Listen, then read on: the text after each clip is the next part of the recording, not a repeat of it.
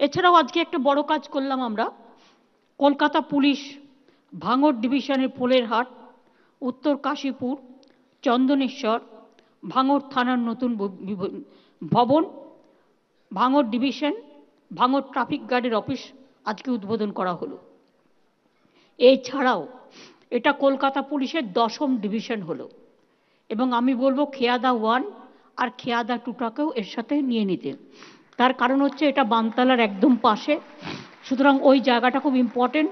ওখানে কেউ দেখার থাকছে না বলে পিতৃমাতৃহীন হয়ে পড়ে আছে, তাই অনেকে নানা রকম কাজকর্ম করছে, এইগুলো যাতে সুযোগ না পায় সেই জন্য ইমিডিয়েট ওটাকেও নোটিফিকেশন করে দেওয়ার জন্য।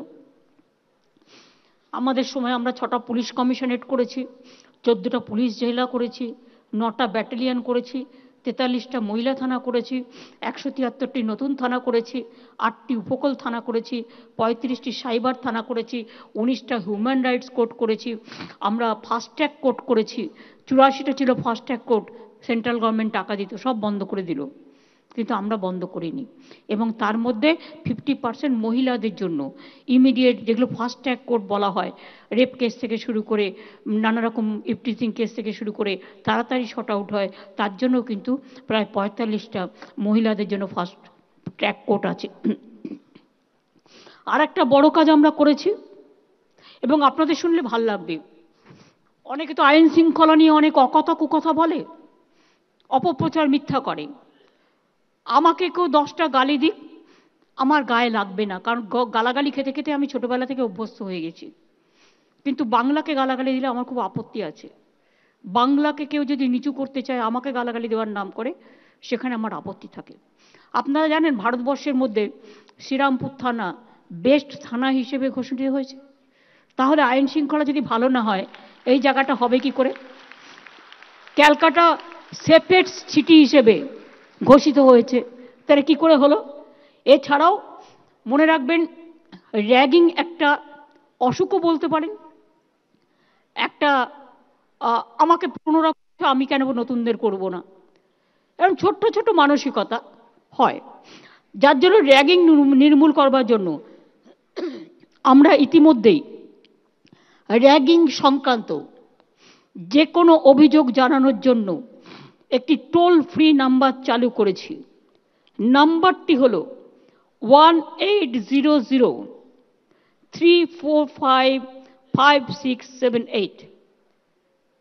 পারলে নাম্বারটা নোট করে নিন, 1800-345-5678। এটা 24x7 চালু থাকে। আমি এডুকেশন ডিপার্টমেন্টকে বলবো, প্রত্যেকটা কলেজ এবং ইউনিভার্সিটিতে এটা একটা নোটিফিকেশন থাকবে নোটিশ বোর্ডে, সুতরাং সব স্টুডেন্টরা যাতে জানতে পারে। যদি কোথাও কোনো র্যাগিংয়ের সম্ভাবনা থাকে, সঙ্গে সঙ্গে তারা ফোন করলেই পুলিশ সঙ্গে সঙ্গে অ্যাকশন নেবে। বোর্ড লাগানো থাকবে নাম্বার দিয়ে।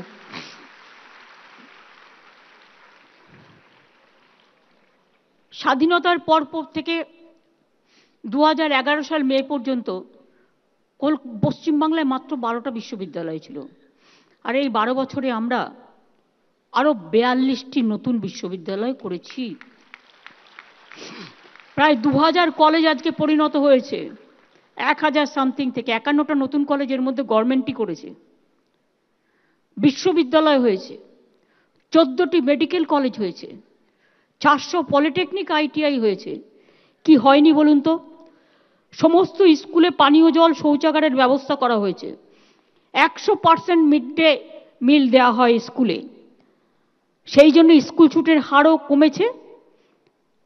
আমাদের রাজ্য দেশের মধ্যে এডুকেশন সেক্টরে সেরা শিরোপা পেয়েছে, star of governance Scotch award in education. We must be proud for ourself. আমরা যেন নিজেদের ভুলে না যাই, বাংলা কি কি করেছে সেটা বলবার জন্য আপনাদের বলছি। এবং প্রাথমিক শিক্ষার শীর্ষেও বাংলা। বাংলার ছেলে মেয়েদের ফাউন্ডেশন নিউমারেসি ইন্ডেক্স অনুযায়ী দেশের মধ্যে প্রাথমিক শিক্ষায় বাংলা শীর্ষে। আর ভারতবর্ষে যে দুটো টপ ইউনিভার্সিটি পেয়েছেন, যাদবপুর এবং কলকাতা ইউনিভার্সিটি। তাহলে আপনি বাংলাকে নিয়ে গর্ব না করে অন্য জায়গায় যাবেন কেন? যদি আপনার বিশ্ব আপনাকে হাতছানি দিয়ে ডাকে, তাহলে আমি বাইরে আপনি যাবেন কেন? আপনি তো এখানেই থাকবেন।